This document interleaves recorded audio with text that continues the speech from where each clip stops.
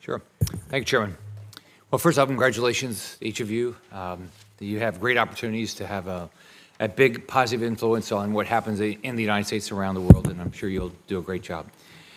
Ms. Rogers, as we know, we clearly have governments in the world that have chosen to be our enemies. You know, Russia, China, Iran, and others, North Korea.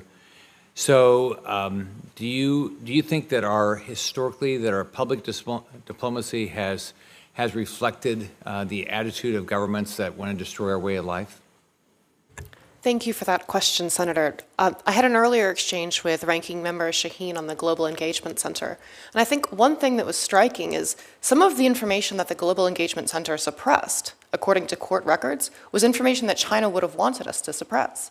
So at the behest of the Global Engagement Center and other organs of the government, we had American companies pressured to censor American speech broadcast to American audiences on American domestic issues like COVID lockdowns and the 2020 election, and speech was censored regarding whether the COVID virus originated in a lab in Wuhan. So the idea that we need to censor American speech to counter disinformation from China just doesn't stand up to scrutiny, because if we look at how these censorship efforts operated, we were doing China a favor. And so if I'm confirmed, everything my office does, it'll happen in the light of day. If we see foreign propaganda from China or Iran, we'll call it out, and we'll say it, we'll tag it for what it is. And honestly, if we look at the Russian disinformation, the purported Russian disinformation that was identified as a result of the Mueller investigation, this is not formidable content. This was $100,000 worth of Instagram ads that we very clearly could have mocked, derided, or dismissed. And so I think a more transparent approach to countering disinformation would better serve the American interest, and it would pose a greater threat to our adversaries than simply censoring Americans who say things that are inconvenient. Thank you. Mr. DiNanno, so tell me what pressure can we put on China to come to the table with regard to nuclear weapons? Thank you for the question, Senator. As I referenced in the chairman's earlier question, as diplomats, we have fewer options than, say, our partners in the military.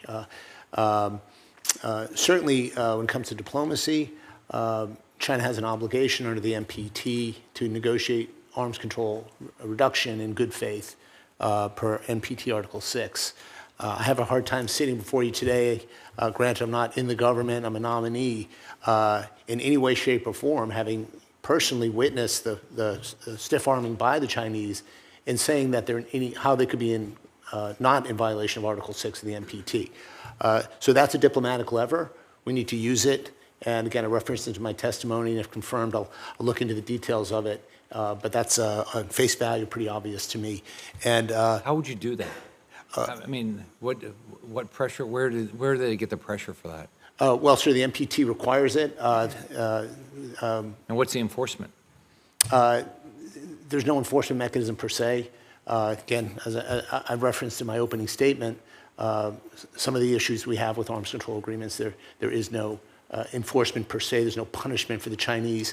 But if we're going to be part of the NPT, if we're going to be part of the multilateral framework, we need to show up and use it. And that would be my intention. I did in the prior administration, being a part of treaties that are not enforceable or verifiable, or where other partners cheat. I have a record.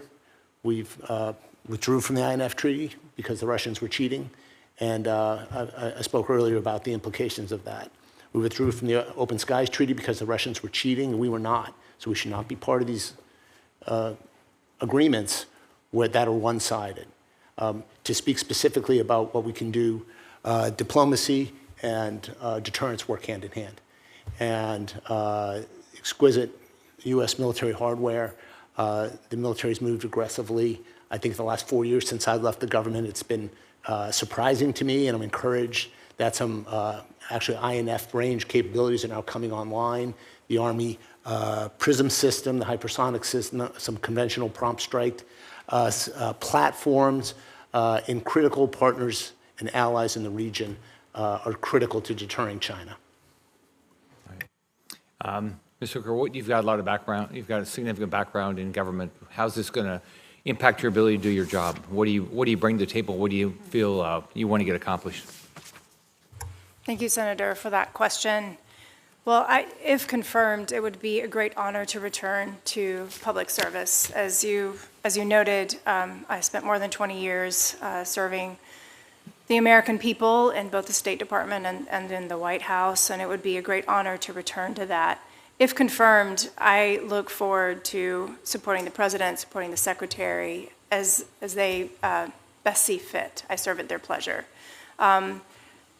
As I said in my opening statement, my background has been in Asia, but this is a global position, and I'm very eager for that challenge and look forward to, again, serving the President, serving the Secretary, and ensuring that the American people are well served as well.